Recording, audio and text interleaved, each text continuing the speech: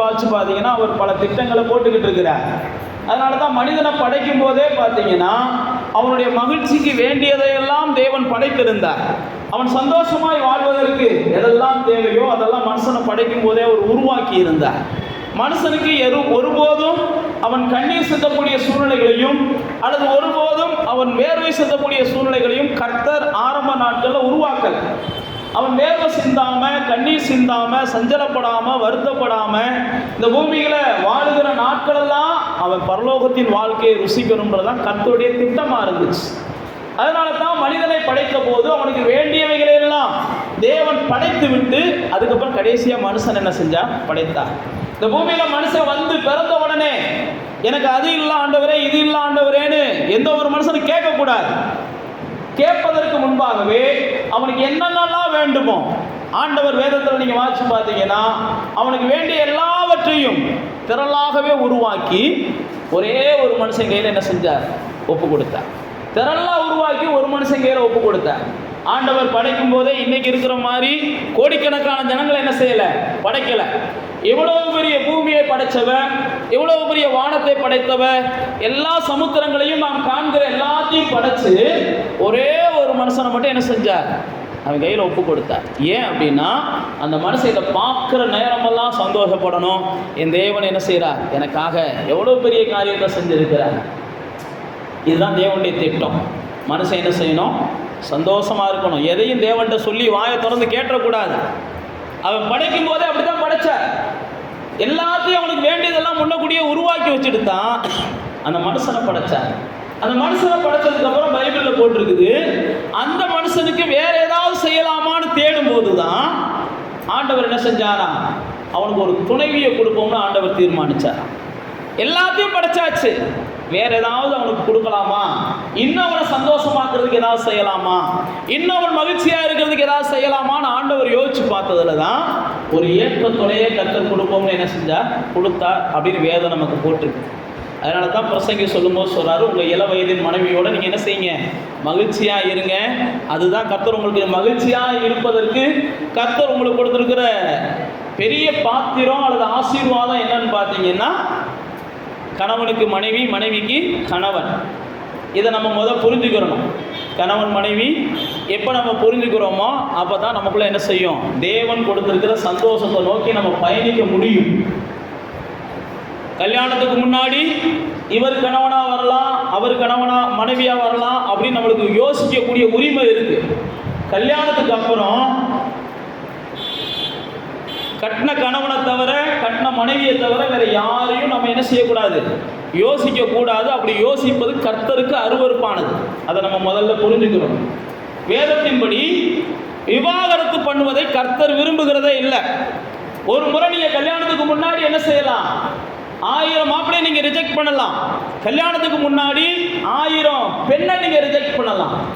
கல்யாணத்துக்கு அப்புறம் நீங்க ரிஜெக்ட் பண்ணுகிற ஒவ்வொரு காரியத்தையும், அது கணவனை ரிஜெக்ட் பண்ணாலும் சரி, மனைவியை ரிஜெக்ட் பண்ணாலும் சரி, அது கர்த்தரை நீங்க என்ன செய்றீங்க? வருத்தப்படுத்துறீங்க. அதனால இந்த விஷயத்தில் நீங்க யாரும் பிரிஞ்சு போகக்கூடாதுன்னு தான் பவுல் அப்போஸ்தலன் ஆலோசனை கொடுக்குறார். யாரும் கட்டினவங்க என்ன செய்யக்கூடாது? பிரிஞ்சு போக வகை தேடக்கூடாது. அப்படிப்பட்ட எண்ணம் இருந்துச்சுன்னா நல்லா தெரிஞ்சுக்கோங்க, பைபிள் சொல்லுது அது சாத்தானால் உருவாகுகிற எண்ணம். சாத்தான் தான் அப்படிப்பட்ட எண்ணத்தை என்ன செய்வான்? உருவாக்குவான். தேவன் இணைத்ததை மனுஷன் என்ன செய்யக்கூடாது? பிரிக்கக்கூடாது. அதனால நான் உங்களுக்கு மறுபடியும் சொல்லிக் கொள்ளுகிறேன், நீங்க எல்லாம் சந்தோஷமா இருக்கணும்ன்றதுக்கு தான் கர்த்தர் உங்களுக்கு துணையை கொடுத்திருக்கிறார். ஆனா துணை வந்ததுக்கு அப்புறம் தான் சந்தோஷம் போச்சுன்னு சொல்லி நிறைய நமக்கு என்ன செய்யறாங்க? வெளியில இருக்க சினிமாக்காரங்க நமக்கு சொல்லி கொடுக்குறாங்க. நீங்களும் நானும் சொல்லிக் கொடுக்கல. நீங்கள் சினிமாக்கள்லேயும் இந்த இதுகள்லாம் எடுத்து பார்த்தீங்கன்னா, கல்யாணம் முடிச்சாச்சுனாலே சந்தோஷம் போச்சுப்பா, கல்யாணம் முடிச்சாச்சுனே இது போச்சுப்பா, அது போச்சுப்பானே நம்ம மைண்ட் செட்டை என்ன செஞ்சிடறாங்க? கொண்டு வந்துடுறாங்க. ஆனால் தேவ பிள்ளைகளாகிய நமக்குள்ள ஒரு நிச்சயம் இருக்கணும். நான் இன்னும் சந்தோஷமாக இருக்கணுங்கிறதுக்கு தான் தேவன் எனக்கு துணையை கொடுத்துருக்கிறார். அது துணை வந்ததுக்கப்புறம் எனக்கு சந்தோஷம் இருக்கா இல்லை அப்படின்னு கூட அடுத்து நீங்கள் பரிசோதித்து பார்க்கலாம். ஆனால் நான் மறுபடியும் சொல்லுகிறேன், உங்களால் நீங்கள் என்ன செய்ய முடியும்? அந்த துணையினால், தேவன் கொடுத்த ஏற்ற துணையினால் ஏற்படக்கூடிய எல்லா சந்தோஷத்தையும் சமாதானத்தையும் தேவனிடத்திலிருந்து நீங்கள் பெற்றுக்கொள்ள முடியும். ஒருவேளை இல்லைன்னா கூட கேட்டிங்கன்னா கொடுப்பேன். ஆண்டவரே நீங்கள் கொடுத்த துணை, ஆண்டவரே நீங்கள் கொடுத்த துணை எனக்கு சந்தோஷமா இல்லை, என் சந்தோஷத்தை பாதிக்குது. ஆண்டவரே எனக்கு கொடுத்த கணவன் அல்லது எனக்கு கொடுத்த மனைவி என் சந்தோஷத்தில் அது இன்க்ரீஸ் ஆகிறத காட்டிலும் குறைக்குது. ஆனால் நீங்கள் கொடுத்த நோக்கம் என் சந்தோஷம் இன்க்ரீஸ் ஆகணும்னு தான் கொடுத்தீங்க. இதை மாற்றி கொடுங்கப்பா அப்படின்னு நீங்கள் ஆண்டவர் நோக்கி பார்த்து விண்ணப்பம் பண்ணிங்கன்னா நிச்சயமாக கர்த்தர் என்ன செய்கிறார்? அதிசயமாக உங்கள் கணவனை மாற்றுவார், அதிசயமாக உங்கள் மனைவியை மாற்றுவார். ஆக மொத்தம் நான் ஒரே வார்த்தையில் சொல்லுகிறேன், நீங்கள் சந்தோஷமாக இருக்கணுன்றதுக்காக சகலத்தையும் படைத்தவர். நீங்கள் சந்தோஷமாக இருக்கணுன்றதுக்காக தாயை படைக்கலை, நீங்கள் சந்தோஷமாக இருக்கணுன்றதுக்காக தகப்பனை படைக்கலை, நீங்கள் சந்தோஷமாக இருக்கணுன்றதுக்காக நண்பர்களை படைக்கலை. நீங்கள் சந்தோஷமாக இருக்கணும்னு தேவன் படைச்சது ஒன்றே ஒன்று தான், ஏற்ற துணையைத்தான் படைச்சார். அதனால் தாய் தர முடியாத சந்தோஷத்தை, தகப்பன் தர முடியாத சந்தோஷத்தை, நண்பர்கள் தர முடியாத சந்தோஷத்தை தேவன் நமக்கு கொடுத்துருக்கிற துணையால் நமக்கு என்ன செய்ய முடியும்? பெற்றுக்கொள்ள முடியுன்ற ஒரு சத்தியத்தை நீங்கள் புரிஞ்சுக்கணும். ஆனால் வேத புஸ்தகத்தில் பாருங்க, இன்னும் சந்தோஷமாக இருக்கணும்னு சொல்லி தான் தேவன் மனுஷனுக்கு ஏற்ற துணையை கொடுத்தார். ஆனால் அதற்கப்புறம் தான் வேதத்தில் வாசித்து பார்த்தீங்கன்னா அவங்க சந்தோஷம் பாதிக்கப்படுகிறது, அவர்கள் இருந்த இடம் பறிக்கப்படுகிறது, அவர்கள் துரத்தப்படுகிறார்கள், அவர்கள் நிர்வாணியாக்கப்படுகிறார்கள். அடுத்தடுத்து பார்த்தீங்கன்னா எத்தனையோ விஷயங்கள் நீங்கள் படித்து பார்த்தீங்கன்னா தெரியும். ஆனாலும் தேவன் என்ன செஞ்சார்? அவங்க தோல்வியை வெற்றியாக மாற்றணும்னு சொல்லி அவங்கள தொடர்ந்து கொண்டே இருந்தார். ஒருவேளை நீங்கள் கல்யாணத்துக்கு அப்புறம் சில தோல்விகளை உணர்றீங்கன்னா ஒன்றும் இல்லை, இப்பயும் நான் உங்களுக்கு சொல்லுகிறேன், நான் கல்யாணத்துக்கு அப்புறம் தான் நான் தோல்விகளை பார்க்குறது மாதிரி தெரியுது அப்படின்னு நீங்கள் உணர்ந்தீங்கன்னா அந்த தேவன் உங்களை தொடர்ந்து கொண்டு தான் இருக்கிறார். அந்த தோல்வியிலேருந்து நீங்கள் மீண்டு வருவதற்கு கண்டிப்பாக உங்களை என்ன செய்வார்? அவர் பலப்படுத்துவார். ஆக மொத்தம் நீங்கள் என்ன செய்யணும்? ஏதாவது ஒரு வகையில் சந்தோஷமாக இருக்கும். உங்களை சந்தோஷத்தை பாதிக்கிற எந்த ஒரு விஷயத்தையும் கர்த்தர் மாற்றுவதற்கு வல்லவராக இருக்கிறார். ஆனால் நீங்கள் என்ன செய்யணும்? இந்த விஷயத்தில் நான் ரொம்ப டிஸ்டர்ப் ஆகிறேன் ஆண்டவரே அப்படின்னு நீங்கள் கேட்டு பாருங்கள், கண்டிப்பாக ஒரு பெரிய மாற்றத்தை கர்த்தர் உங்களுக்கு தருவாங்க. இப்போ பாருங்கள், நீங்களும் நானும் சந்தோஷமாக இருக்கணும், அதுக்காக தான் இந்த கூடுகையை ஏற்படுத்துகிறார். அதனால தான் ஏசாயா சொல்லும்போது சொல்லுகிறார், என் ஜனங்களை நான் என் ஜெப வீட்டில் கொண்டு வந்து என்ன செய்கிறேன்? மகிழ பண்ணுகிறேன். ஏசாயா தீர்க்கதரிசன புஸ்தகம் 56ஆம் அதிகாரத்துக்கு வாங்க. ஏசாயா தீர்க்கதரிசன புஸ்தகம் 56ஆம் அதிகாரம். தேவ பிள்ளைகள் மகிழ்ச்சியாக இருக்கணும். அவங்களால மகிழ்ச்சியாக இருக்க முடியாத அளவுக்கு, சந்தோஷமாக இருக்க முடியாத அளவுக்கு பல சூழ்நிலைகள் இந்த பூமியில் உருவாகலாம். அப்படி உருவாகும் போது தேவன் என்ன செய்யறாருன்னா இப்படிப்பட்ட ஜெப ஐக்கியத்தை உருவாக்குகிறார். தேவ பிள்ளைகளை ஜெப வீட்டில் கொண்டு வந்து அவர்களை மறுபடியும் மறுபடியும் அவளை மகிழ பண்ணுகிறார் அப்படின்னு சொல்லி அந்த 7ஆம் அதிகாரம் 56ஆம் அதிகாரம் 7ஆம் வசனம் போட்டிருப்பாருங்க. 6ஆம் வசனத்திலிருந்து வாசிக்கிறோம். கர்த்தரை சேவிக்கவும் கர்த்தருடைய நாமத்தை நேசிக்கவும் அவரை சேர்ந்து வாசிங்க, அவர் ஊழியக்காரராக இருக்கவும் அவரை சேர்ந்து ஓய்வு நாள பரிசுத்த குலைச்சலாக்காதபடிக்கு ஆசரித்து என் உடன்படிக்கையை பற்றி கொண்டிருக்கிற அந்நிய புத்திரர் அனைவரையும் வேதத்தில் போட்டிருக்குவாருங்க. அந்த ஓய்வு நாளை கனம் பண்ணி தேவனை நேசித்து, தேவனுடைய ஊழியக்காரங்களை நேசித்து, பைபிளில் போட்டிருக்க அழகாக அந்த ஆவியானவர் அங்கே வசனத்தை எழுதி வச்சிருக்கிறார். அவருடைய நாமத்தை நேசித்து யாரெல்லாம் அவருடைய உடன்படிக்கையை பற்றி கொண்டு என்னுடைய பரிசுத்த பர்வதத்தில் என்ன செய்கிறாங்க, வர விரும்புகிறாங்களோ அவங்களெல்லாம் என் ஜெப வீட்டில் கொண்டு வந்து நான் என்ன செய்கிறேன்? மகிழ பண்ணுகிறேன். அப்போ தேவ பிள்ளைகள் சந்தோஷமாக இருக்கணும், ஆனால் சந்தோஷமாக இருக்க முடியலை. அப்போ சந்தோஷமாக இருக்க முடியாததுக்கு சில காரணங்கள் இருக்கலாம். நீங்களும் நானும் மகிழ்ச்சியாக இருக்கணுன்றதான் தேவனுடைய திட்டம். நீங்களும் நானும் அளவு கடந்து மகிழ்ச்சியாக இருக்கணுன்றதுக்காகத்தான் ஆண்டவர் இவ்வளோ பெரிய வானத்தை படைச்சிருக்கிறார், இவ்வளோ பெரிய பூமியை படைச்சிருக்கிறார். ஆனால் நம்மளால சந்தோஷமாக இருக்க முடியலைன்றதுக்காக தான், நம்மளை சந்தோஷத்தை மறுபடியும் உண்டாக்குவதற்காக தான் தேவன் இப்படிப்பட்ட ஆலய கூடுகைகளை ஏற்படுத்தி வைத்திருக்கிறார். ஓய்வு நாள் அதுக்கு தான் ஏற்படுத்தி வைத்திருக்கிறார்.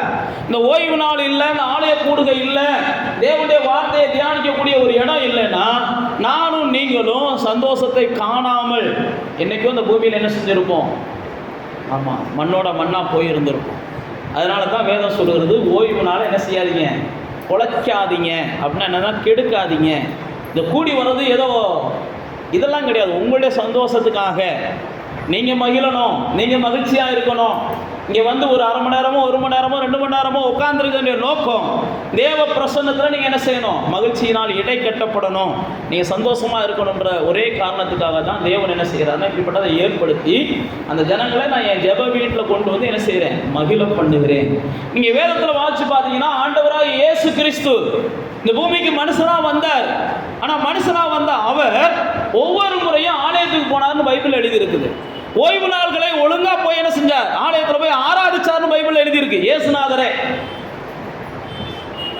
புரியுதா நான் உங்களுக்கு சொல்கிறது? அதே நேரத்தில் இயேசுநாதருடைய வாழ்க்கையை வாய்ச்சாலும் சரி, நம்ம பேதுரு, பவுல் போன்ற பரிசுத்தவான்களுடைய வாழ்க்கையை வாய்ச்சாலும் சரி, அவங்கெல்லாம் ஓய்வு நாளை ஆசரிக்க டயத்துக்கு போனாங்க. ஓய்வு நாளை நீங்கள் கனம் பண்ணுறவங்க நீங்கள் என்ன செய்யணும்? ஓய்வு நாளை ஆசரிக்க சரியான நேரத்துக்கு போகணும். நீங்கள் அப்போஸ்தலர் நடவடிக்கைகள் 3ஆம் அதிகாரத்தில் வாசித்து பார்த்தீங்கன்னா அந்த வேலையில் அவங்க போவாங்க. இதுதான் ஓய்வு நாள் ஆசரிக்கிற வேலை. பழைய ஏற்பாட்டையெல்லாம் பார்த்தீங்கன்னா கடுமையான கர்த்தர் சட்டங்களை கொடுத்தார். ஏன் அப்படின்னா, நான் மறுபடியும் சொல்லுகிறேன், நம்மளை சந்தோஷப்படுத்தணுன்றதுக்காகத்தான் கர்த்தர் ஓய்வு நாளை ஏற்படுத்தி இருக்கிறார். நம்மளை சந்தோஷப்படுத்தணும், நாம் மகிழ்ச்சியாக இருக்கணும். இதை நாம் அந்நிய காரியமாக நினைக்கக்கூடாது. ஏதோ கொஞ்ச நேரம் போய் அங்கே உட்காந்துட்டு வர்றது நமக்கு ஏதோ சடங்காலாம் நம்ம நினைக்கக்கூடாது. ஆண்டவராய் இயேசுவே, அவருக்கெல்லாம் அவசியமே இல்லை. அவரே ஆலயத்துக்கு போகிறதை தன்னுடைய என்ன செஞ்சார்? வாழ்க்கையில் விடாமல் செஞ்சுக்கிட்டு இருந்தார். அதனால தான் ஓய்வு நாள்கள் தோறும் போய் அவர் அதிசயத்தை செஞ்சுக்கிட்டே இருந்தார். ஜனங்கள் அவர்கிட்ட வாக்குவாதம் பண்ணுற சில சம்பவங்களாக நீங்கள் வாசிச்சு பார்த்தீங்கன்னா, ஓய்வு நாளில் ஏன் அதிசயத்தை செய்கிறீங்க, ஏன் வியாதியஸ்தர புஸ்தகம் குணமாக்குறீங்க அப்படின்லாம் வாக்குவாதம் பண்ணுவாங்க. அப்போ தேவ பிள்ளைகளே, நீங்கள் மகிழ்ச்சியாக இருக்கணும், எல்லாத்தையும் படைச்சவர் தான். நீங்கள் மகிழ்ச்சியாக இருக்கணும், இந்த ஆலயத்தையும் உருவாக்கி இருக்கிறார், இந்த ஐக்கியத்தையும் உருவாக்கி இருக்கிறார். நீங்கள் இந்த ஆலயத்தையும் இந்த ஐக்கியத்தையும் எப்படி பார்க்கணும்னா, தேவன் படைச்ச ஒரு ஏதேன் தோட்டத்தை போல பார்க்கணும். எப்படி ஒரு மனுஷனுக்காக தேவன் ஏதேன் தோட்டத்தை உருவாக்கி இங்கே போய் நீ மகிழ்ச்சியாக இருன்னு சொன்னாரோ, அதே போல தான் தேவன் இந்த ஐக்கியத்தை உருவாக்கி இங்கே போய் நீங்கள் என்ன செய்யணும்? மகிழ்ச்சியாக இருக்கணும். இந்த ஆலயத்தில் நீங்கள் மகிழ்ச்சியாக இருக்கணும், நீங்கள் சந்தோஷமாக இருக்கணும். உங்களுடைய சந்தோஷத்தை கர்த்தர் என்ன செய்கிறார்? நாளுக்கு நாள் பெருக பண்ணுகிறார். அப்போ தேவ பிள்ளைகளாகிய நானும் நீங்களும் இந்த ஆலயத்துக்கு வரும்போதெல்லாம், நீங்கள் சங்கீதக்காரனாகிய தாவீதை வாசித்து பார்த்தீங்கன்னா, ஆலயத்துக்கு போகலாம்னு சொன்னால் என் இருதயத்தில் பெரிய சந்தோஷம் வரும் அப்படின்னு அவர் சொல்லுவார். தேவ சமூகத்தில் போய் பார்க்கிற ஒரு பெரிய சந்தோஷம், பெரிய இன்பம், அவர் சொல்லும்போது பேரின்பம்ன்ற வார்த்தையெல்லாம் அவர் பயன்படுத்துவார். சங்கீதம் 16 வாசித்து பார்த்தீங்கன்னா, உங்களுடைய சமூகத்தில் பேரின்பம் என்ன செய்யுது? இருக்குது ஆண்டவரே அப்படிம்பார். சங்கீதம் 63 வாசித்து பார்த்தீங்கன்னா, உங்களுடைய சமூகம் எவ்வளவு இன்மையாக இருக்குது, எவ்வளவு இனிமையாக இருக்குதும்பார். 83 வாசித்து பார்த்தீங்கன்னாலும் அப்படிப்பட்ட அநேக வார்த்தைகளை அவர் பயன்படுத்துவார். வேறு இடத்துல நான் போய் 1000 நாள் வாழ்வதை பார்க்கிறோம், உங்களுடைய சமூகத்துக்கு வருது தான் எனக்கு சந்தோஷம். ஒரு பெரிய ராஜா, ஒரு பெரிய ராஜா. ஏன் நான் உங்களுக்கு சொல்லுகிறேன் அப்படின்னா, நீங்களும் நானும் சந்தோஷமாக இருக்கணும்னு அன்றைக்கி ஏதேனே உண்டாக்குனவர் தான் இன்றைக்கி என்ன செஞ்சுருக்கிறார்? சபை ஐக்கியத்தை உருவாக்கி இருக்கிறார். அதனால் சபை ஐக்கியத்துக்கு நீங்கள் தவறாமல் கலந்து கொள்ளும்போது உங்களுடைய சந்தோஷத்தில் சின்ன சின்ன குறைவுகள் வருதுன்னா அதை கர்த்தர் என்ன செய்கிறார்? சரி செய்கிறார். அப்போ தேவ பிள்ளைகளாகி நீங்களும் நானும் இந்த பூமியில் மகிழ்ச்சியாக இருக்கணும். அதுக்காகத்தான் கர்த்தர் என்ன செய்கிறார்? சஞ்சலத்தை நீக்கி நான் அவர்களை சந்தோஷமாக்குவேன், அவங்களுடைய சஞ்சலத்தை நீக்கி நான் சந்தோஷமாக்குவேன், இந்த ஜனங்களை கொண்டு நான் மகிழ்ச்சியாக்குவேன் அப்படின்னு சொல்லி தேவன் பல இடங்களில் சொல்லுகிறார். வேத புஸ்தகத்தில் பார்த்தீங்கன்னா, நம்ம எல்லாருக்கும் தெரியும், பெண்கள் குறிப்பாக என்ன செஞ்சாங்கன்னா, வேத புஸ்தகத்தில் ரொம்ப மகிழ்ச்சியை அனுபவித்த பாத்திரங்களாக வேதத்தில் நிறையா பெண்கள் இருக்கிறாங்க.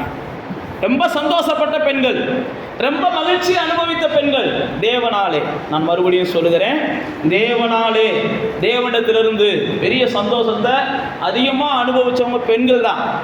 நீங்கள் பெண்கள் என்ன செய்யலாம்னா, உண்மையை சொல்கிறேன், ஆண்களை காட்டிலும் பெண்கள் பெரிய அஃபெக்ஷன் உள்ளவங்க, தேவனை ஈஸியாக என்ன செய்கிறவங்க? புரிந்து கொள்ளக்கூடியவங்க. ஆண்களுக்கு கூட கொஞ்சம் புரிய வைக்கிறது கஷ்டமாக இருக்கும், ஆனால் பெண்களுக்கு ஈஸியாக தேவனை என்ன செய்யலாம்? புரிய வைக்கலாம். அதே போல தான் போட்டிருக்கு, பெண்களுக்கு ஈஸியாக என்ன செய்யலாம்? பிசாசும் வஞ்சிப்பான், தேவனும் ஈஸியாக இழுப்பார், பிசாசும் ஈஸியாக பெண்களை வஞ்சிப்பான். அதனால் ஆண்கள் தேவனுக்கும் செவி கொடுக்குறதுல ரொம்ப தாமதம், பிசாசுக்கு செவி கொடுக்குறதுலையும் ரொம்ப தாமதம். அதனால் அவங்க பாக்கியவான்கள் நான் சொல்ல வரல, புரியுதா?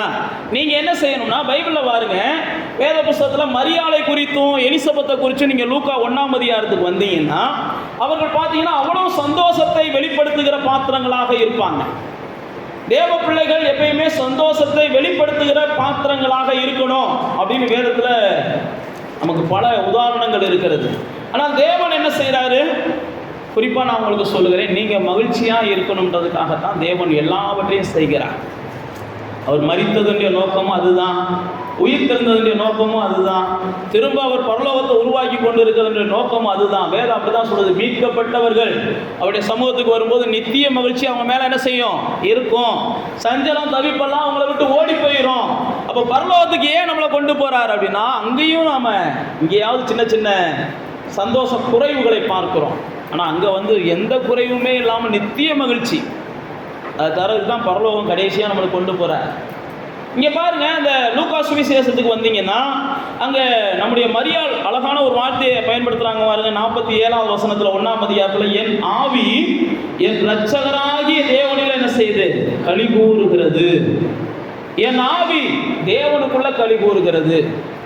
ஏன் தேவனுக்குள்ள களி கூறுகிறது அப்படின்னா, அடுத்து அவங்க சொல்றாங்க, அவர் என்னை நோக்கி பார்த்தார். அவர் என்னை நோக்கி பார்த்ததனுடைய விளைவாக இனிமே என்னை எல்லாரும் பாக்கியவதி என்று என்ன செய்ய போறாங்க, அழைக்க போறாங்க. அதை நான் சந்தோஷப்படுகிறேன். அப்போ பாருங்க, தேவன் உங்களை சந்தோஷப்படுத்துவதற்காக எல்லாவற்றையும் அவர் இன்னைக்கும் செய்து கொண்டு இருக்கிறார். மரியாள் பாருங்க, இந்த நாட்களில் சகரியாவுடைய மனைவியை குறித்து நீங்கள் வேதத்தில் வாசிச்சு பார்த்தீங்கன்னா 1ஆம் அதிகாரத்தில் அவங்க வந்து வயது சென்றவர்கள், மரியா வந்து இளம் கன்னிகை.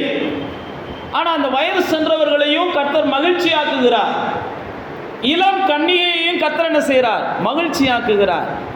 அதனால தான் மரியாள் சொல்றாங்க, இந்த தேவன் என்னை என்ன செஞ்சிருக்கிறார், சந்தோஷப்படுத்தி இருக்கிறார். இந்த தேவன் என்னை மகிழ்ச்சியாக இருக்கிறார், ஆக்கி இருக்கிறார். இந்த தேவன் ஒரு இளம் வயதில் உள்ள ஒரு பெண்ணுக்கு தேவனிடத்திலிருந்து சந்தோஷம் வருதான். நல்லா தெரிஞ்சுக்கோங்க, தேவனிடத்திலிருந்து ஒரு சந்தோஷத்தை அனுபவித்தவர்கள் எப்பயுமே இடற மாட்டாங்க. தேவ சந்தோஷத்தை அனுபவிக்காதவங்க தான் என்ன செய்வாங்க, பைபிளில் போட்டிருக்கு, திருப்தி செய்யாதவைகளுக்காக செலவழிப்பாங்களாம். ஏசையா சொல்லும்போது சொல்றாரு, திருப்தி செய்யாதவைகள் அவைகள்லாம் மாயையானவைகள், அவைகளுக்காக என்ன செய்வாங்க, அதில் சந்தோஷம் இருக்குன்னு மக்கள் நாடுவாங்க. ஆனால் உண்மையான சந்தோஷம் எங்கே இருக்குது அப்படின்னா தேவனுடைய சமூகத்தில் தான் இருக்குது.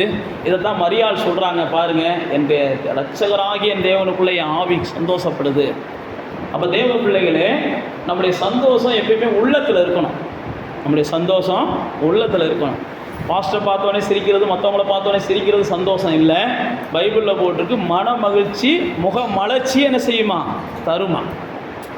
அப்போ நீங்கள் மன மகிழ்ச்சியாக இருந்தாலே உங்களுடைய முகம் கொஞ்சம் பூரிப்பாக இருக்கும், உங்களுடைய முகத்தில் ஒரு சந்தோஷம் இருக்கும்.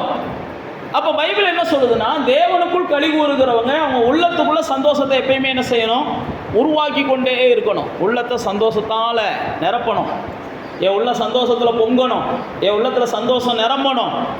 அதனால தான் சங்கீதக்காரன் தாவீது தன்னுடைய சந்தோஷம் எடுபட்ட உடனே 51ஆவது சங்கீதத்தில் கேட்குறான், ஆண்டவரே சந்தோஷத்தின் சத்தத்தை என்ன செய்யுங்க, கேட்க பண்ணுங்க, நம்முடைய ரட்சணிய சந்தோஷத்தை எனக்கு என்ன செய்யுங்க, திரும்ப தாங்க.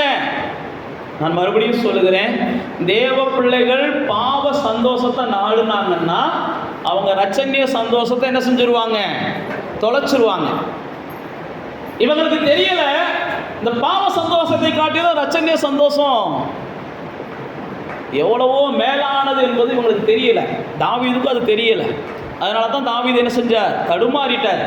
தடுமாறினதுக்கு அப்புறம் தான் புரியுது, இந்த சந்தோஷம் எனக்கு என் நிந்தையை கொண்டு வந்துச்சு, அந்த சந்தோஷம் தான் எனக்கு பெருமையை கொண்டு வந்துச்சு. புரியுதா உங்களுக்கு நான் சொல்கிறது? பாவ சந்தோஷம் என்னைக்கு இருந்தாலும் என்ன செய்யும், நிந்தையை கொண்டு வரும், இகழ்ச்சியை கொண்டு வரும். பாவ சந்தோஷம் என்னைக்கு இருந்தாலும் உங்களை தலைகுனிய வைக்கும். அதனால தான் தாவீது பாருங்க, எவ்வளையோ சந்தோஷத்தை அனுபவித்தவன் ஒரே ஒரு பாவ சந்தோஷத்தை நாடிடுறான்.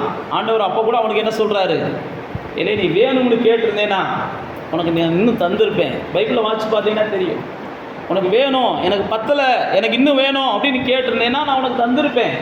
நான் அநியாயமாக இன்னொருத்த மனைவியை எடுத்துக்கிட்டு அநியாயமாக அவனை கொலை செஞ்சுட்டு பைபிளில் வாசித்து பார்த்தீங்கன்னா தெரியும். அப்போ தான் தாவீதுக்கு புரியுது, சார் அடுத்தவங்க சந்தோஷத்தை கெடுத்ததுனால ஏன் சந்தோஷம் போச்சு. நான் மறுபடியும் சொல்லுகிறேன், அடுத்தவங்க சந்தோஷத்தை நீங்கள் கெடுத்தீங்கன்னா உங்கள் சந்தோஷம் முதல்ல என்ன செய்யும், போகும். அதனால் நீங்கள் அடுத்தவங்க சந்தோஷத்தை கெடுக்கிறீங்களான்னு முதல்ல பார்க்கணும். பாருங்கள், உரியா அவன் மனைவியோடு சந்தோஷமாக இருந்தான். சந்தோஷமாக இருக்கிற குடும்பத்தை பார்த்தாலே சாத்தானுக்கு பிடிக்காது. அங்கே தான் என்ன செய்வான், யாராவது ஒரு ஆகாத போகாத ஆட்களை கொண்டு வந்து காமிச்சு இன்னும் கொஞ்சம் சந்தோஷமாக இருக்கலாம்னு வழிகாட்டுவான். அப்படிலாம் யாரும் ஏமாந்துடாதீங்க. தாவீதை கொஞ்சம் நினச்சி பாருங்கள், தாவீதை குறித்து பார்க்குறோம். அப்போ பைபிள் பிரகாரம் சந்தோஷத்தை மக்கள் என்ன செய்கிறாங்க, வெளியில் தேடுறாங்க. வெளியில் தேடுற எந்த ஒரு சந்தோஷமும் அவங்களுக்கு மறுபடியும் நான் சொல்கிறேன் தோல்வியை கொண்டு வரும், ஏமாற்றத்தை கொண்டு வரும். சந்தோஷம் என்பது தேவனிடத்துலேருந்து ஒவ்வொரு மனுஷனுக்கும் தரப்படுகிற ஈவு. ஆவியின் கனியில் ஒன்று சந்தோஷம். ஆவியின் கனியில் ஒன்று சந்தோஷம். கலாத்தியர் 5ஆம் அதிகாரத்தில் நீங்கள் வாசித்து பார்த்தீங்கன்னா ஆவியின் கனிகள் 9 போட்டிருக்கோம். அதில் ஒன்று தான் என்னது? சந்தோஷம். பவுலப்போஸ்தலன் ரோமர்களுக்கு சொல்றாரு, புசிப்பும் குடிப்பும் அல்ல, அது பரிசுத்தாவினால் உண்டாகிற சந்தோஷம் தான் தேவனுடைய ராஜ்யம். அப்போ தேவ பிள்ளைகளுடைய சந்தோஷம் எங்கே இருக்குதுன்னா தேவ சமூகத்தில் இருக்குது. ஆனால் நீங்களும் நானும் தேவ சமூகத்தில் இருக்கிற சந்தோஷத்தை அனுபவிக்கிறவங்க உலக பிரகாரமான சந்தோஷத்தை நாடணும் அப்படின்னா தேவ சந்தோஷம் எடுபட்டு போகும். அதைத்தான் தாவீதுடைய வாழ்க்கையில பார்க்கிறோம். அவர் பாருங்க, ரட்சணிய சந்தோஷத்தை எனக்கு திரும்ப தாங்க, சந்தோஷத்தின் சத்தத்தை என்னை கேட்க பண்ணுங்க. தேவ பிள்ளைகளாகிய நானும் நீங்களும் இந்த உலகத்தில் பைபிளில் போட்டிருக்கு, அநித்தியமான பாவ சந்தோஷங்களை நம்ம விரும்பக்கூடாது. அநித்தியமான பாவ சந்தோஷத்தை பார்க்கிலும் பாடுபடுவதை மோசே விரும்பினான்னு பைபிளில் போட்டிருக்கு. அநித்தியமான பாவ சந்தோஷத்தை காட்டிலும் பெருசு என்னன்னா, அதுக்கு மேலே துன்பப்பட்டு கூட போயிடுவோம். பாவ சந்தோஷத்தை அனுபவிக்காமல் துன்பப்படுறது பைபிள் பிரகாரம் அதுதான் பாக்கியமானதுன்னு போட்டிருக்கு. பாஸ்டர், இந்த பாவத்தை நான் செய்யலைன்னா எனக்கு கஷ்டம் வரும் பாஸ்டர், என்னை எங்கிட்டாவது மாட்டி விட்டுருவாங்க பாஸ்டர் அப்படின்லாம் சில நேரத்தில் சிலர் சொல்லுவாங்க. வேறு வழி இல்லை, இந்த பாவத்தில் நான் உடந்தையாக போக வேண்டி இருக்குது, இல்லைன்னா எனக்கு பல பிரச்சனைகள் வரும். நான் மறுபடியும் சொல்லுகிறேன், வேதம் நமக்கு சொல்லுது, அப்படிப்பட்ட அநித்தியமான சந்தோஷத்தை பார்க்கலாம் பாடுபட்டாலும் பரவாயில்லடா, அதுதான்டா எனக்கு சந்தோஷம் நின்னீங்கன்னா, அன்றைக்கி மோசேவுக்கு கர்த்தர் உதவுனதை போல உங்களுடைய தேவன் உங்களுக்கு என்ன செய்வார்? அந்த பாடுகள்லேருந்து நீங்கள் மீண்டு வருவதற்கு உதவி செய்வார். பைபிளில் போட்டிருக்கு, அவருக்காக நீங்கள் பாடுபட்டீங்கன்னா கண்டிப்பாக அவரால் நீங்கள் ஒரு நாள் ஆளுவீங்க. அப்படி தான் பைபிளில் போட்டிருக்கு. அவரோடு கூட பாடுகளை சகித்தோமானால் அவரோடு கூட நிச்சயம் நாம் என்ன செய்வோம்? ஒரு நாள் ஆளுகையும் செய்வோம்னு பைபிளில் போட்டிருக்குது. அப்போ தேவனுடைய பிள்ளைகளாகிய நானும் நீங்களும் பாவ சந்தோஷத்தை நாடுகிறவர்களாக இருக்கக்கூடாது, அநித்தியமான சந்தோஷத்தை நாடுகிறவர்களாக இருக்கக்கூடாது. ஒரு சின்ன சின்ன விஷயங்கள் நமக்கு சந்தோஷப்படுத்தும், ஆனால் அது பாவமானதுன்னு தெரிஞ்சிச்சுன்னா அந்த பாவமான சந்தோஷத்தை முடிஞ்ச அளவுக்கு என்ன செஞ்சிடணும்? தவிர்க்கிறதற்கு தேவ ஆவியானவருடைய பலனை கேட்கணும். வேதத்தில் போட்டிருக்கு, நீங்கள் மகிழ்ச்சியாக இருக்கணும்னு கர்த்தர் விரும்புகிறார். ஆனால் பாவத்தில் நீங்கள் மகிழ்ச்சியாக இருக்கணும்னு கர்த்தர் என்ன செய்யலை? விரும்புறதில்லை. அக்கிரமம் செஞ்சு நீங்கள் மகிழ்ச்சியாக இருக்கணும்னு சொல்லி கர்த்தர் என்ன செய்யறதில்லை? விரும்புறதில்லை. பைபிளில் போட்டிருக்கு, நீ அக்கிரமத்தை வெறுத்ததுனால உங்கள் தோழனை பார்க்கிலும் ஆனந்தத்தை இல்லை. சங்கீதம் 21 வாட்சி பார்த்தீங்கன்னா அக்கிரமத்தை வெறுத்ததுக்காகவே சங்கீதம் 21 அந்த வசனம் போட்டிருக்குது. எபிரேயர்லையும் 1ஆம் அதிகாரத்துக்கு வாங்க, எபிரேயர்லையும் அந்த வசனம் போட்டிருக்கு, அக்கிரமத்தை வெறுத்ததுனால உங்களுடைய தோழனை பார்க்கிலும் ஆனந்த தைலத்தின் அபிஷேகத்தை ஆண்டவர் உங்களுக்கு கொடுத்திருக்கிறார்னு சொல்லி சங்கீதத்திலையும் போட்டிருக்குது. இப்போ எபிரேயர் 1ஆம் அதிகாரத்துக்கு வந்தீங்கன்னா அங்கே போட்டிருக்கு, நீ அந்த 9ஆம் வசனம், நீ நீதியை விரும்பி அக்கிரமத்தை வெறுத்திருக்கிறீர், ஆகையால் தேவனே உம்முடைய தேவன் உமது தோழரை பார்க்கிலும் உம்மை ஆனந்த தைலத்தினால் என்ன செஞ்சார்? அபிஷேகம் பண்ணினார் அப்படின்னு வேதம் போட்டிருக்கு. அப்போ அக்கிரமத்தை வெறுப்புறவர்களுக்கு தான் ஆனந்த தைலம் அபிஷேகம் கிடைக்குதான். யார் அக்கிரமத்தினால் வருகிற சந்தோஷத்தை ஆனந்தத்தை வேண்டாம்னு நினைக்கிறாங்களோ அவங்களுக்கு தான் என்ன செய்யுதான்? தேவனுடைய ஆனந்த தைலம் அந்த அபிஷேகம் நீங்காமல் நிலைத்திருக்குது அப்படின்னு நீங்கள் சங்கீதக்காரன் சொல்லுகிறார்.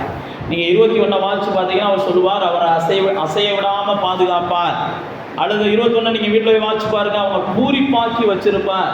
21ஆம் சங்கீதத்தில் பல ஆசீர்வாதங்களை அங்கே ஆவியானவர் நமக்கு எழுதி வைத்திருப்பார். அக்கிரமத்தை வெறுக்கிறவங்களுக்காகவே, அக்கிரமத்தை வெறுக்கிறவங்க மேலே இந்த ஆசீர்வாதம்லாம் வரும்னு போட்டிருப்பார். அப்போ நீங்களும் நானும் சந்தோஷமாக இருக்கணும். பைபிளில் போட்டிருக்கு, நம்ம சத்தியத்தில் சந்தோஷப்படணும், நம்ம தேவனுக்குள்ள சந்தோஷப்படணும், தேவனுக்குரிய காரியங்கள்ல நம்ம சந்தோஷப்படணும். ஆனால் தேவனுடைய ஆசையெல்லாம் நாம் சந்தோஷமாக இருக்கணும். நாம் சந்தோஷமாக இருக்கணுன்றதுக்காக நம்ம அநியாயங்களை தேடக்கூடாது. அநியாயத்தில் அன்பு என்ன செய்யாதான்? சந்தோஷப்படாதுன்னு பைபிளில் போட்டிருக்கு. அநியாயத்தில் சந்தோஷப்படக்கூடாது, அநியாயம் செய்யக்கூடாது. இப்போ பாருங்க, அவங்க அழகாக நம்ம மரியாளுடைய வாழ்க்கைக்கு நீங்கள் வர்றீங்க, அவங்க சொல்கிறாங்க, நான் என்ன செய்கிறேன்? தேவனிடத்தில் சந்தோஷமாக இருக்கிறேன். தேவனிடத்தில் சந்தோஷமாக இருக்கிறவங்களை தான் இந்த பூமியின் ஜனங்கள் பாக்கியவான் பாக்கியவதி என்பார்கள். நான் மறுபடியும் சொல்லுகிறேன், நீங்கள் தேவனுடைய சமூகத்தில் சந்தோஷத்தை பார்க்க ஆரம்பிச்சிட்டிங்கன்னா நீங்கள் தான் பாக்கியவான்களாக பாக்கியவதிகளாக மற்றவர்களாலே போற்றப்படுவீர்கள் அல்லது வாழ்த்தப்படுவீர்கள். உங்களுடைய வாழ்த்துதலை கேட்கிற ஒவ்வொருவரும், உங்களை காண்கிற ஒவ்வொருவருடைய முகமும் என்ன செய்யும்? எலிசபெத்தை போல பைபிளில் போட்டிருக்கு. எலிசபெத் மரியாளை பார்த்த உடனே அவருடைய வயிற்றில் இருந்த குழந்தை என்ன செஞ்சிருச்சான்? துள்ளிருச்சான். அப்படின்னா என்ன அர்த்தம்னா, நீங்கள் கர்த்தருக்குள்ள சந்தோஷமாக இருக்கிறீங்கன்னா உங்களை பார்த்த உடனே மற்றவங்களுக்கு துள்ள ஆரம்பிச்சிடும், உள்ளம் சந்தோஷம் வர ஆரம்பிச்சிடும். ஏன் அப்படின்னா இவங்க கர்த்தருக்குள்ள சந்தோஷமாக இருக்கிற மக்கள், கர்த்தருக்குள்ள சந்தோஷமாக இருக்கிற மக்கள். உங்களுடைய இருதயம் எப்பயுமே கர்த்தருடைய சந்தோஷத்தை நாடுகிறதா இருக்கணும். வேதத்தின்படி கர்த்தருடைய சந்தோஷம் அவருடைய வசனத்தில் இருக்குது. வேதத்தின்படி கர்த்தருடைய சந்தோஷம் அவருடைய ஆவியானவரில் இருக்குது. வேதத்தின்படி அவருடைய கர்த்தருடைய சந்தோஷம் அவருடைய அழைப்பை நிறைவேற்றுகிறதுல இருக்குது. வேதத்தின்படி அவருடைய கர்த்தருடைய சந்தோஷம் தாவீது சொல்லும்போது சொல்கிறாரு, அவருக்கு கொடுக்கறதுல இருக்குன்றாரு. 1:29 வாட்சி பார்த்தீங்கன்னா, ஆண்டவருக்கு கொடுத்ததுல பெரிய சந்தோஷம் அவருக்கு. ஆண்டவர்கிட்ட இருந்து வாங்குறதுல தான் நமக்கெல்லாம் சந்தோஷம். நிறையா பேர்த்துக்கு அப்படி தானே? ஆண்டவர்கிட்ட இருந்து வாங்கினா தான் நமக்கு என்ன செய்யுது? சந்தோஷம். ஆனால் நீங்கள் தாவீதை வாட்சி பார்த்தீங்கன்னா 1:29 வீட்டில் போய் வாட்சி பாருங்க. ஆண்டவரே, நான் உங்களுக்கு கொடுக்கக்கூடிய ஒரு பாக்கியத்தை கொடுத்தீங்க பாருங்க, அது எனக்கு பெரிய சந்தோஷமாக இருக்குது. ஆண்டவரே, நானும் என் ஜனங்களும் மன உற்சாகமாக நாங்கள் என்ன செய்கிறோம்? உமக்காக, உங்களுடைய ஆலயத்துக்காக, உங்களுடைய ஊழியத்துக்காக கொடுக்குறோம். அது எங்களுக்கு பெரிய சந்தோஷமாக இருக்குது அப்படின்னு சொன்னாங்க. அப்போஸ்தலர்களை எடுத்து பார்த்தீங்கன்னா, கிறிஸ்துவின் நாமத்தின் நிமித்தம் தாங்கள் பாடுபடுவது அவங்களுக்கு சந்தோஷமாக இருந்துச்சு. யோசிச்சு பாருங்க, இயேசுவின் நாமத்தை வச்சு உங்களை யாராவது பாடுபடுத்துகிறாங்கன்னு வச்சுக்கிடுவான், எத்தனை பேர் சந்தோஷப்படுவீங்கன்னு தெரியலை. வருத்தம் தான் படுவீங்க. இந்த இயேசுவை தேடினதுனால பக்கத்து வீட்டுக்காரன் பாடுபடுத்துறியான், இயேசுவை தேடுறதுனால சொந்தக்காரன் பாடுபடுத்துறியான், இயேசுவை தேடுறதுனால இவன் பாடுபடுத்துறான், அவன் பாடுபடுத்துறான்னு தான் நம்ம புலம்புவோம். வாங்க வாசிச்சு பாருங்க, அப்போஸ்தலர் 5 வாங்க. அப்போஸ்தலர் 5 வந்து 41 வாசிச்சு பார்த்தீங்கன்னா, அவருடைய நாமத்துக்காக தாங்கள் அவமானப்படுகிறதற்கு பாத்திரராக எண்ணப்பட்டபடியினால் சந்தோஷமா ஆலோசனை சங்கத்தை விட்டு என்ன செஞ்சாங்களாம்? கிளம்பி வந்தாங்க அப்படின்னு பைபிளில் போட்டிருக்கு. அதுக்கு வசனம் போட்டிருக்கு பாருங்க, 40 அப்பொழுது அவர்கள் அவருடைய யோசனைக்கு உடன்பட்டு அப்போஸ்தலரை வரவழைச்சு அடிச்சு இயேசுவின் நாமத்தை குறித்து இனிமேல் பேசக்கூடாதுன்னு கட்டளையிட்டு அவங்களை விடுதலை ஆக்கினாங்க. புரியுதா நான் உங்களுக்கு சொல்றது? பரவாயில்லப்பா, நீ இயேசுவை தேடுறாளா, சூப்பர்ப்பா, வாப்பா அப்படின்னு உட்கார வச்சு இலக்கறியெல்லாம் வச்சு சோறு போடலை. நம்ம நினைக்கிறோம் இயேசுவை தேடுறாள்னா நமக்கு அப்படியெல்லாம் கிடைக்கணுமே பாஸ்டர், அப்படி கிடைச்சா தான் பூமியில் நமக்கு என்ன செய்யுது? உண்மைக்கு நம்ம சீசர்கள்னு அர்த்தம் நினைக்கிறோம். இங்கே பார்த்தீங்கன்னா பைபிளில் போட்டிருக்கு, இயேசுவை சொன்னதுக்காகவே அடித்தாங்களாம். ஆனால் இவங்க என்ன செஞ்சாங்களாம்? அடி வாங்கினதுக்காக சந்தோஷப்பட்டாங்க. பரவாயில்ல, இயேசுக்காக நான் ஒரு அடியாவது வாங்கிட்டேன்டான்ட்டு. இது வரைக்கும் வாங்கலைன்னா அப்படியாவது வாங்குறதுக்கு ஜெபம் பண்ணுங்க. ஆண்டவரே, உமக்காக ஒரு அடியாவது யார்ட்டையாவது என்ன செய்யணும்? பாஸ்டருடைய பிரசங்கம் சரியாக இல்லை, புரியலை, இது வரைக்கும் நான் யார்ட்டையுமே அடி வாங்கலை, யார்ட்டையாவது என்ன செய்யணுமா? அடி வாங்கணுமா? என் வீட்டில் கூட அடி வாங்கினதில்லை. நான் மறுபடியும் சொல்லுகிறேன், கிறிஸ்துவுக்காக நீங்கள் பாடுபட்டு பாருங்களேன், அதில் இருக்கிற சந்தோஷமும் அதில் இருக்கிற ஒரு பாக்கியமும் ஒரு பரவசமும் வேறு எதுலேயுமே என்ன செய்யாது, கிடைக்காது. இங்கே பாருங்கள், அப்போஸ்தலர்கள் அழகாக அந்த வார்த்தையை சொல்கிறாங்க, அவங்களுடைய நாமத்துக்காக நாங்கள் அவமானப்படுகிறதுக்கு நாங்கள் பாத்திரராக எண்ணப்பட்டதுனால அவங்க என்ன செஞ்சாங்களாம்? சந்தோஷப்பட்டாங்களாம். அப்போ தேவ பிள்ளைகள் நானும் நீங்களும் சந்தோஷமா என்ன நினைக்கிறோம்? ஏதோ திரவியங்கள்லாம் நம்ம பக்கத்தில் வந்து கிடந்தா தான் சந்தோஷம் நினைக்கிறோம். சங்கீதக்காரன் அப்படி தான் சொல்கிறான், எல்லாம் நிரம்பி இருந்தால் தான் அவங்களுக்கு சந்தோஷம். ஆனால் எங்களுக்கு அப்படியெல்லாம் இல்லை, உங்களுடைய முகத்தை நோக்கி பார்த்தாலே சந்தோஷம். சங்கீத 4 சங்கீதத்தில் சொல்கிறான். இது உலக பிரகாரமான மக்களுடைய எதிர்பார்ப்பு. ஆனால் நானும் நீங்களும் அப்படி தான் எதிர்பார்க்கிறோம். நம்முடைய சந்தோஷம் என்ன செய்யணும்? எல்லாம் நிறைஞ்சிருக்கணும், எங்கிட்டு பார்த்தாலும் நிறைஞ்சிருக்கணும், எங்கிட்டு பார்த்தாலும் நிறைஞ்சிருக்கணும். ஒரு பணக்காரன் என்ன செஞ்சானா? தன்னுடைய ஆத்மாவில் பேசிக்கிட்டே தூங்குனானா? என்ன பேசிக்கிட்டே தூங்குனா? ஆத்மாவே, நீ சந்தோஷமா இரு, உனக்கு வேண்டியதெல்லாம் அந்த உலகத்தில் என்ன செய்யுது? கிடைக்குது. நீ நினைக்கிறதெல்லாம் அந்த உலகத்தில் நடக்குது. நீ விரும்புகிறதெல்லாம் அந்த உலகத்தில் கிடைக்கிறது. பைபிளில் போட்டிருக்கு. அந்த பணக்காரர் அப்படியே பேசிக்கிட்டு பேசினானா, நாளைக்கு இன்னும் நிறையா கிடைக்க போகுது, நிறையா பெருக போகுது. அப்போ தான் அந்த பணக்காரனை பார்த்து ஒரு சத்தம் வந்துச்சான், இன்னைக்கு நைட்டு நீ நாளைக்கு பற்றி பேசிக்கிட்டு இருக்க, இன்னைக்கு நைட்டு உன் ஆவி எடுக்கப்பட்டுருச்சு, உன் உயிர் பிரிக்கப்பட்டுருச்சு அப்படின்னா இதெல்லாம் யாருக்குடா போகும்? உலகம் முழுவதையும் நீ ஆதாயப்படுத்தினாலும் தன் ஜீவன் இல்லைன்னா வேஸ்ட்டுப்பா அப்படின்னு சொல்லி ஒரு சத்தம் வருது. இதைத்தான் வேதத்தில் ஆவியானவர் எழுதி வச்சிருக்கிறார். ஏன்? இதை எழுதி வச்சிருக்கிறாருன்னா, நம்ம சந்தோஷம் கிறிஸ்துவுக்குள்ளே இருக்கணுமே ஒழிய நம்ம சந்தோஷம் பொண்ணாலையும் பொருளாலையும் தீர்மானிக்கிறதா இருக்கக்கூடாது. இன்றைக்கி வரும், நாளைக்கு போயிடும். எந்த பொண்ணாக இருக்கட்டும், எந்த பொருளாக இருக்கட்டும், எந்த வயசாக இருக்கட்டும், எந்த வாலிபமாக இருக்கட்டும். இன்றைக்கி வாலிபம் இருக்கிறதுனால நமக்கு நிறையா தேட தோணும். இதே வாலிபம் இன்னொரு 50 வருஷம் கழித்து பார்த்தா என்ன செய்யும்? நஞ்சு போயிடும், ஒன்றும் இருக்காது. நான் மறுபடியும் சொல்லுகிறேன், நம்ம சந்தோஷத்தை இது தீர்மானிக்கக்கூடாது. நம்ம சந்தோஷம் எப்பயுமே என்ன செய்யணும்? தேவனுக்குள்ளே தான் இருக்கணும். அதைத்தான் மரியாள் சொல்கிறாங்க, என்னுடைய ஆவி தேவனுக்குள்ளே களி கூறுகிறது. ஏன் நீங்களும் நானும் தேவனுக்குள்ளே சந்தோஷமாக இருந்தால் தான் அந்த பூமியில் என்ன செய்வோம்? வாக்கியவான்களாக இருப்போம், வாக்கியவதிகளாக இருப்போம். தேவனுக்குள்ளே சந்தோஷமாக மாறணும். அதுக்கு அடுத்த அவசரங்களில் நீங்கள் மரியாள் மாதிரி பார்த்தீங்கன்னா அன்னாள் சொல்லுவாங்க. 1 சாமுவேல் 2ஆம் அதிகாரத்துக்கு வந்தீங்கன்னா அன்னாள் சொல்லுவாங்க, என் தேவன் என் சமூகத்தில் நான் என்ன செய்கிறேன். 1ஆம் அதிகாரம் 2ஆம் அதிகாரம் 1ஆம் வசனத்தை வாசிங்க. 1 சாமுவேல் 2ஆம் அதிகாரம் 1ஆம் வசனத்தை வாசிங்க. ம் ம் ம் ம் ம் ம் பாருங்க, அண்ணா சொல்கிறாங்க பாருங்க, என் கொம்பு உயர்வாக இருக்குது, என் வாய் வந்து இப்போதைக்கு என்ன செய்யுது? சந்தோஷமாக இருக்குது. என் பகைவர்களுக்கெல்லாம் நான் பதில் சொல்கிறேன். என் தேவன் என்ன சந்தோஷப்படுத்தி இருக்கிறார், என் தேவன் என்ன சந்தோஷப்படுத்தி இருக்கிறார். நான் மறுபடியும் சொல்லுகிறேன், என் கணவன் என்ன சந்தோஷப்படுத்தலை அப்படின்னு அண்ணால் சொல்லலாம். ஒருவேளை நம்ம எல்லாருக்குமே அண்ணாவை பற்றி தெரியும். அல்லது என்னுடைய சகோதரி என்ன சந்தோஷப்படுத்தலை இப்படின்னு நானும் நீங்களும் சொல்லுவோம். கேட்டு பாருங்க, உங்கள் சகோதரி உங்களை எவ்வளோ தூரம் சந்தோஷப்படுத்தி வச்சுருக்கிறாங்கன்னு யார்கிட்ட கேட்டாலும் சொல்லுவாங்க. அதே நேரத்தில் உங்களுடைய சகோதரனை எவ்வளோ சந்தோஷப்படுத்தி இருக்கிறாங்கன்னா யார்கிட்ட கேட்டாலும் சொல்லுவாங்க. ஆனால் வேதத்தில் போட்டிருக்கேன், தேவன் என்ன சந்தோஷப்படுத்தி இருக்கிறார் அண்ணால் சொல்கிறாங்க. அப்போ ஒரு மனுஷனை தேவன் தான் என்ன செய்ய முடியும்? சந்தோஷப்படுத்த முடியும். மற்றவங்கெல்லாம் சந்தோஷத்துக்கு சகாயராக இருக்கிறாங்க. அதுதான் பவுல் அப்போஸ்தலன் 2 கொரிந்தியர்ல அழகாக அந்த வசனத்தை சொல்கிறார். நாங்கள்லாம் உங்களுடைய சந்தோஷத்துக்கு சகாயர். நாங்கள் உங்களுக்கு சந்தோஷத்தை கொடுக்க முடியாது. எந்த மனுஷனும் உங்களுக்கு சந்தோஷத்தை கொடுக்க முடியாது. தேவன் கொடுக்குற சந்தோஷத்துக்கு நாங்கள்லாம் என்ன செய்கிறோம்? சகாயராக இருக்கிறோம். அந்த சந்தோஷத்தை நீங்கள் காத்துக்கொள்ளுங்கன்னு உங்களுக்கு நாங்கள் வழிகாட்டுறோம். அந்த சந்தோஷத்தை நீங்கள் பெருக பண்ணுங்கன்னு நாங்கள் உங்களுக்கு வழிகாட்டுறோம். அப்போ சொன்னாங்க பவுல் 2 கொரிந்தியரை எழுதும்போது அந்த வசனத்தை பயன்படுத்திட்டு 2ஆம் அதிகாரத்தில் சொல்லுவார், நான் துக்கத்தோடு இருக்கிறேன், என்னை துக்கப்படுத்தினவே ஒருத்தன் என்ன செய்யலாம்? நம்ம ஆலயத்தில் இருக்கிறான். ஆனால் அந்த துக்கப்படுத்தினவே நிச்சயம் தன்னுடைய செய்கைகளால் என்னை சந்தோஷப்படுத்திவான்னு நான் நம்புகிறேன். நீங்கள் 2 கொரிந்தியர் 2ஆம் அதிகாரத்தை வீட்டில் போய் வாசிச்சு பாருங்கள். நான் மறுபடியும் சொல்லுகிறேன், நீங்கள் தேவ சந்தோஷத்தை தேட ஆரம்பிச்சிட்டிங்கன்னா உங்களை துக்கப்படுத்தின மனிதர்கள் உங்களை என்ன செய்வாங்க? சந்தோஷப்படுத்த ஆரம்பிச்சுருவாங்க. நீங்கள் மனுஷன்டையே சந்தோஷத்தை தேடிக்கிட்டே இருக்கிறதுனால தான் இந்த மனுஷன் என்ன சந்தோஷப்படுத்த மாட்டேன்றான், இந்த மனுஷன் என்ன சந்தோஷப்படுத்த மாட்டேன்றான், இவங்க என்ன சந்தோஷப்படுத்த மாட்டேன்றாங்கன்னு தேட தேட அவங்களால துக்கங்களை அறுத்துக்கிட்டே இருக்கிறீங்க. துக்கம்தான் விளையுது. நான் மறுபடியும் அதான் சொல்கிறேன், தேவன் என்ன சந்தோஷப்படுத்துவார் நீங்கள் சொல்லி பாருங்கள். உங்களை துக்கப்படுத்துகிறவங்க என்ன செய்வாங்க? உங்களை சந்தோஷப்படுத்துவாங்க.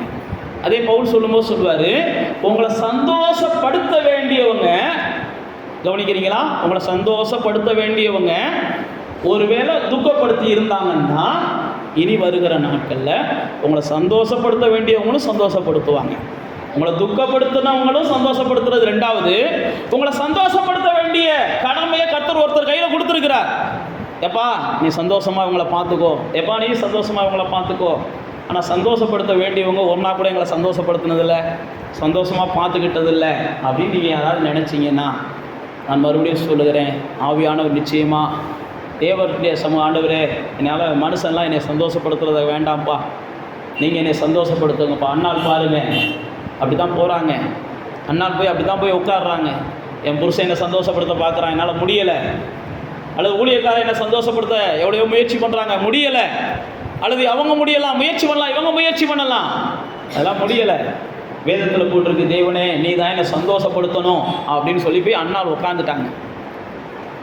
அண்ணால் போய் அப்படியே உட்காந்துறாங்க. நீங்கள் தான் என்னை சந்தோஷப்படுத்தணும் பாருங்க, எனக்கு ஒரு குழந்தைய கொடுத்தா போதும்ன்றாங்க. ஆனால் குழந்தை பெற்றோடனே அதே குழந்தைய கொண்டு போய் தேவ ஆலயத்தில் விட்டுடுறாங்க. அந்த அம்மாவுக்கு சந்தோஷம் குழந்தையில் இல்லை, கர்த்தர் எப்படியாவது என்ன செய்யணும்? எனக்கு சந்தோஷத்தை கொடுக்கணும், இந்த நிந்தை மாறணும், இந்த அவமானம் மாறணும். பைபிள் அப்படியே போட்டுருங்க. அந்த அம்மா கொண்டு போய் குழந்தைய ஆலயத்தில் விட்டுட்டு தான் இந்த 2ஆவது அதிகாரத்தையே வாசிக்கிறாங்க. முதல் அதிகாரத்திலே முடிஞ்சு போகுது.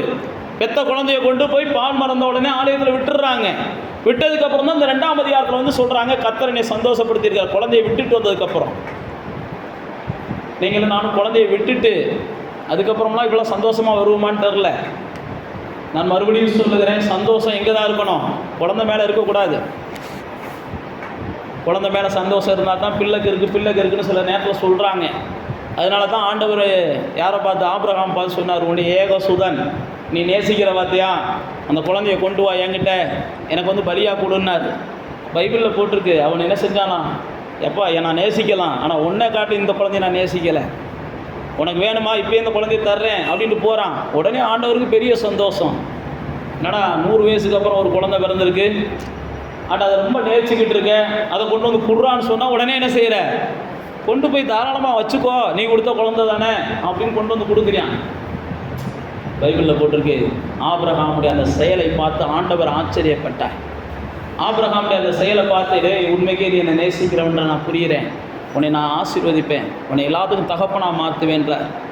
வேத புஸ்தகத்தில் பார்த்தீங்கன்னா எப்தா என்கிற ஒரு மனிதன் ஒரு பெரிய வெற்றியை பார்க்குறான். நியாயாதிபதிகள் 10ஆம் அதிகாரங்களில் பெரிய வெற்றி. அப்போ வெற்றியை பார்க்கும்போது அவன் ஒரு பொருத்தனை பண்ணுறான். ஆண்டவரே நீ எனக்கு ஒரு வெற்றியை கொடுத்துட்டீங்கன்னா, ஏன் அப்படின்னா எப்தா அவங்க குடும்பத்தில் ஒரு இழிவானவன். எப்தா சின்ன பிள்ளையிலேருந்து அவன் அசிங்கமான வார்த்தைகளை தவிர மரியாதையை யாரும் அவனுக்கு கொடுத்ததே இல்லை. அவனுக்கு மரியாதையெல்லாம் யாருமே கொடுத்ததில்லை. எப்தா ஒரு பரஸ்திரியின் மகன் வேதத்தில் போட்டிருக்கு. சின்ன பிள்ளையிலேருந்து யாரும் அவனுக்கு மரியாதை கொடுத்ததில்லை. ஆனால் ஒரே ஒரு வாய்ப்பு கிடைக்குது, எல்லாரும் அவனுக்கு மரியாதை கொடுக்கக்கூடிய ஒரு சூழ்நிலை வருது. அப்போ தான் அந்த எப்தா என்ன செய்கிறாரு? ஒரு வேண்டுதல் பண்ணுறாரு. ஆண்டவரே எனக்கு ஒரு வெற்றியை மட்டும் கொடுத்துட்டீங்கன்னா, என் வீட்டில் நான் நுழையும் போது எது எனக்கு முன்னாடி வருதோ அதை நான் உமக்கு என்ன செய்கிறேன்? காணிக்கையாக கொடுத்துட்றேன்றார். பைபிளில் போட்டிருக்கு. ஆண்டவர் வெற்றியை கொடுத்துட்றார். அப்பா வெற்றி அடைஞ்சிட்டாருன்னொடனே மகளுக்கு பெரிய சந்தோஷம். ஒரே மகளாம், செல்ல மகளாம், பைபிளில் போட்டிருக்குது. இது எல்லாமே பைபிளில் இருக்கிறது தான். உடனே அந்த அம்மா என்ன செஞ்சாங்களாம்? அப்பா வெற்றியை பார்த்துட்டாருன்னொடனே அப்பாவை வரவேற்பதற்காக மேலதாளங்களோடு அவ்வளோ சந்தோஷமாக வர்றாங்க. அப்பா எப்தா என்ன செஞ்சார்? அழுக ஆரம்பிச்சிடுறாரு. அப்போ அந்த மகன் என்ன செஞ்சிடுறாங்க? அப்படிலாம் செய்யாதீங்க, ஆண்டவருக்கு என்ன சொன்னீங்களோ அதை செய்யுங்கன்றாங்க. பைபிளில் போட்டிருக்கு. ஏன் நான் உங்களுக்கு சொல்லுகிறேன்னா, பிள்ளைகள் இருந்தாலும் சந்தோஷம், பிள்ளைகள் போனாலும் சந்தோஷம். மனுஷர்களை வச்சு நம்முடைய சந்தோஷம் கிடையாது, பொருளை வச்சு நம்ம சந்தோஷம் கிடையாது, பதவியை வச்சு நம்முடைய சந்தோஷம் கிடையாது, பணத்தை வச்சு நமக்கு சந்தோஷம் கிடையாது, மற்ற எதை வச்சு நமக்கு சந்தோஷம் கிடையாது. நம்முடைய சந்தோஷம் தேவனாக என்ன செய்யணும்? இருக்கணும். நம்முடைய மகிழ்ச்சி தேவனிடத்துலேருந்து வருகிறதா இருக்கணும்.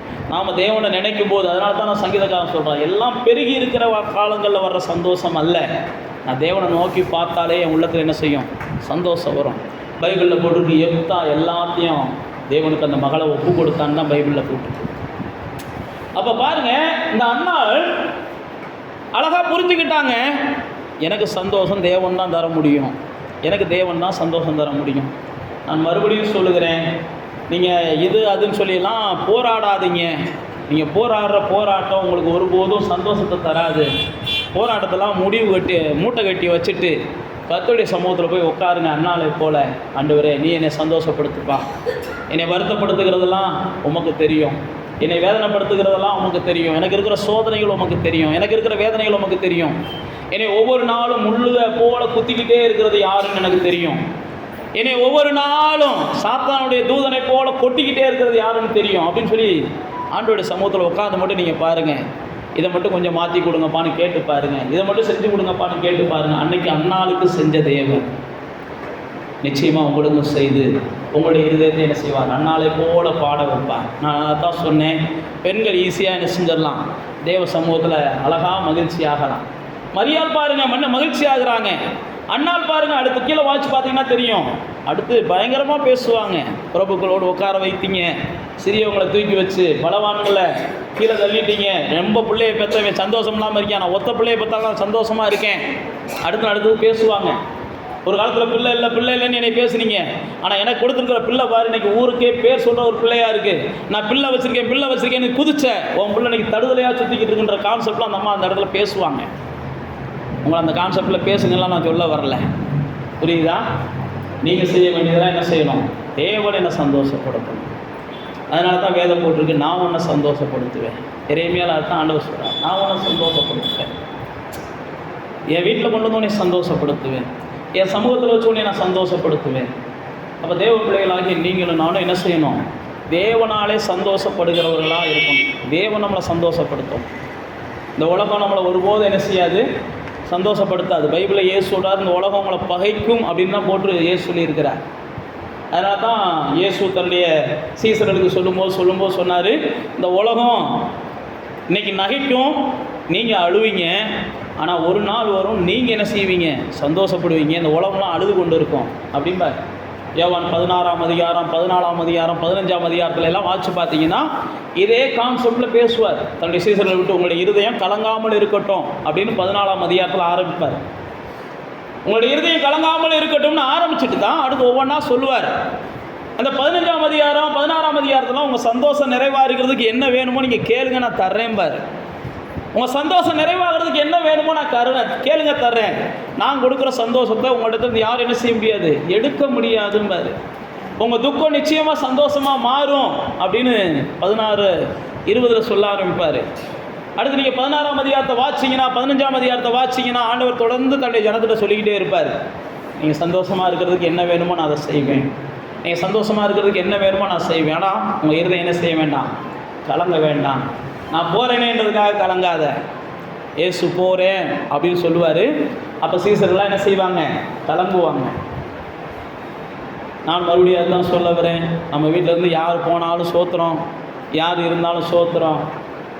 இயேசுவே தன் சீசர்களை பார்த்து சொல்கிறார், நான் போகிறேன்றதுக்காக கலங்காத, நான் போனதுக்கப்புறம் இன்னொரு தேற்றரை வளர்ந்து உனக்கு என்ன செய்வா? வருவா. அதனால் நான் போகிறேன்னா உன்னை திக்கத்தோடாலாம் நான் விட்டுட்டு போகலை. இயேசு சொல்கிறது சீசர்கள்ட்ட, நான் உன்னை அனாதையெல்லாம் விட்டுட்டு போகலை, நான் உன்னை தனியாலாம் விட்டுட்டு போகலை, நான் போகிறதுக்கு முன்னாடி உனக்கு என்னென்ன தேவையோ அத்தனையும் நான் செஞ்சுட்டேன் அப்படின்னு சொன்னது மட்டும் இல்லை. நீங்கள் லூக்கா 10ஆம் அதிகாரத்தை வாட்சி பார்த்தீங்கன்னா பரலோகத்தில் உன் பேர் எழுதப்பட்டிருக்கிறதுக்காண்டி சந்தோஷப்படும்பார்.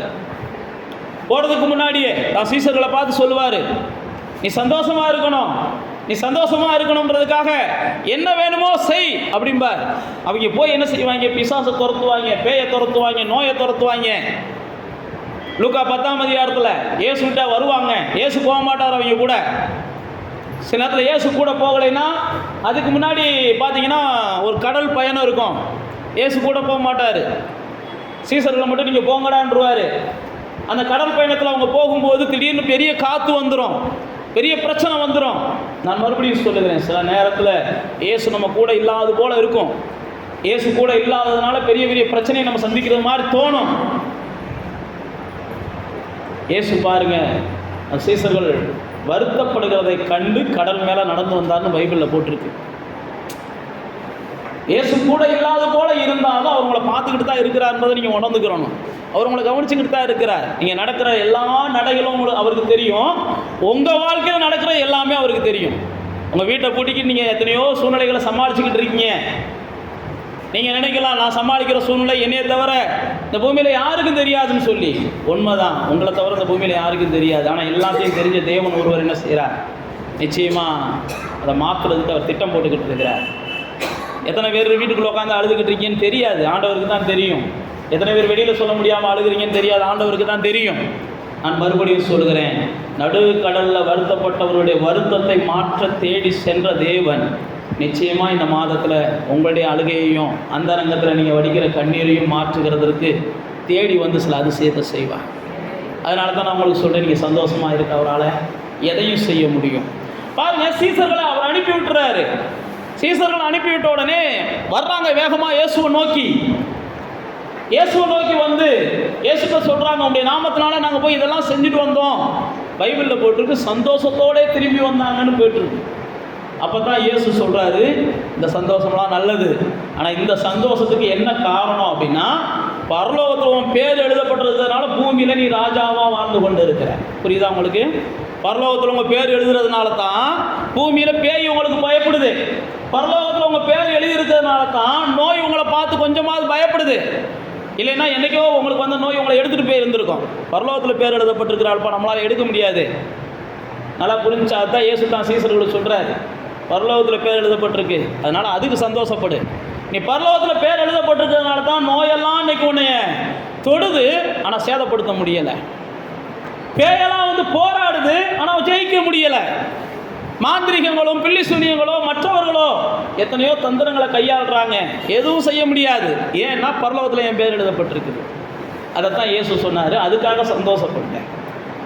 நான் மறுபடியும் சொல்லுகிறேன், எனக்கு சந்தோஷப்படுறதுக்கு எதுவுமே இல்லை பாஸ்டர்னாலும் இது ஒன்றவாது நினச்சி சந்தோஷப்படுங்க. பரலோகத்தில் என் பேர் என்ன செஞ்சுருக்கு, எழுதப்பட்டிருக்குன்னு சந்தோஷப்படுங்க. நீங்கள் சந்தோஷப்படுவதற்கு என்ன தேவையோ அத்தனையும் ஆண்டவராக இயேசு என்ன செய்வார், நிச்சயம் உங்களுக்கு தருவார். வேதத்தில் சொல்லியிருக்கிறார், உங்கள் சந்தோஷம் நிறைவாகணும், என்ன வேணுமோ அதை நான் என்ன செய்கிறேன். அதனால் தேவ பிள்ளைகளாகிய நீங்கள் இந்த மாதத்தில் ஒரு தீர்மானம் எடுங்க. நான் சந்தோஷமாக இருப்பேன், என் தேவனுக்குள்ளே சந்தோஷமாக இருப்பேன். பைபிளில் போட்டிருக்கு, நீங்கள் சந்தோஷமாக இருக்கிறது முகமலர்ச்சியை தரும். வேதத்தில் போட்டிருக்கு, சந்தோஷம்தான் ஒரு மனுஷனுக்கு நல்ல ஔஷதம்னு போட்டிருக்குது, நல்ல ஔஷதம்னு போட்டிருக்குது. அதனால் நீங்கள் நானும் சந்தோஷமாக இருந்தால் தான் உங்களுடைய பிள்ளைகள் உங்களை எழும்பி என்ன செய்வாங்க, பாக்கியவதி என்பாங்க. உங்கள் புருஷனும் பாராட்டுவார். வேத புஸ்தகத்தில் நீதிமொழிகளில் வாசித்து பார்த்தீங்கன்னா, குணசாலியான பெண்களை பிள்ளைகள் பாராட்டுவாங்க, புருஷன் பாராட்டுவார். அதனால் இதெல்லாம் பாராட்டணும்னா முதல் நீங்கள் சந்தோஷமாக இருங்க. எப்பயும் சந்தோஷமாக இருங்க, என்ன நடந்தாலும் சந்தோஷமாக இருங்க. இந்த மாதத்தில் தீர்மானம் பண்ணுங்க, ஆண்டவரே என்னை யார் துக்கப்படுத்தினாலும், அதுதான் நான் உங்களுக்கு சொன்னேன், பவுல் அப்போஸ்தலன் சொன்ன போல், என்னை சந்தோஷப்படுத்த வேண்டியவங்களே என்னை துக்கப்படுத்துகிறாங்க, பரவாயில்ல சந்தோஷப்படுங்க. சந்தோஷப்பட முடியுமா? கண்டிப்பாக தேவனுடைய பலத்தினால உங்களால் சந்தோஷப்பட முடியும். தேவனுக்குள்ளே தான் சந்தோஷப்பட சொல்கிறேன். இவங்களை நினச்சி சந்தோஷப்பட சொல்லலாம், அவங்கள நினச்சி சந்தோஷப்பட சொல்லுவேன். தேவனை நினச்சி சந்தோஷப்படுங்க. நிச்சயமாக உங்களை துக்கப்படுத்தினவங்க உங்களை சந்தோஷப்படுத்தக்கூடிய சில அதிசயங்களை கர்த்தர் செய்வார். அதனால் யாரும் கலங்காதீங்க, உங்களுடைய இருதயம் கலங்க வேண்டாம். உங்களை திக்கற்றவர்களெல்லாம் கர்த்தர் விடலை. அன்றைக்கி அன்னாளை சந்தோஷப்படுத்தின தேவன், மரியாதை சந்தோஷப்படுத்தின தேவன், நிச்சயமாக அந்த நாட்களில் உங்களையும் சந்தோஷப்படுத்த அவர் வல்லவராக இருக்கிறார். அப்படியே கண்களை மூடி தேவனை நோக்கி பார்க்கலாம். உங்களுடைய துக்கங்களெல்லாம் அந்த நேரத்தில் மறையட்டும், நீங்கள் சந்தோஷப்படணும். அதுதான் தேவனுடைய திட்டம். படைத்த நாள் முதற்கொண்டு அவர் அதுக்காக விரும்புகிறார். படைக்கும் போதே உங்களுக்கு சந்தோஷமாக எதெல்லாம் இருக்கும்னு நினச்சி படைச்சார்.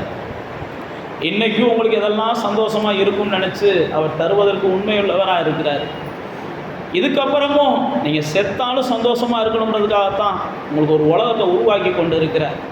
அவருடைய நோக்கம்லாம் என் பிள்ளை சந்தோஷமாக இருக்கணும், என் பிள்ளை மகிழ்ச்சியாக இருக்கணும், என்னை தேடுகிறவர்கள் கலிகூறணும், என்னை நோக்கி பார்க்குறவங்க சந்தோஷமாக இருக்கணும், அவங்க இன்மையிலையும் சந்தோஷமாக இருக்கணும், அவங்க செத்து போனாலும் மரிச்சாலும் சந்தோஷமாக இருக்கணும்.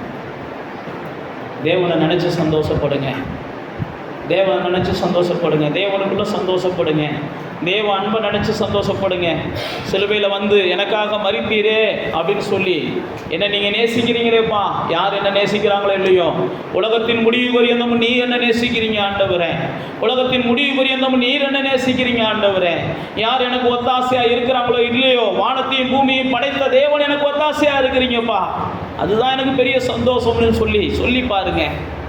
கர்த்தருக்குள்ளே நினச்சி சந்தோஷமாக இருங்க.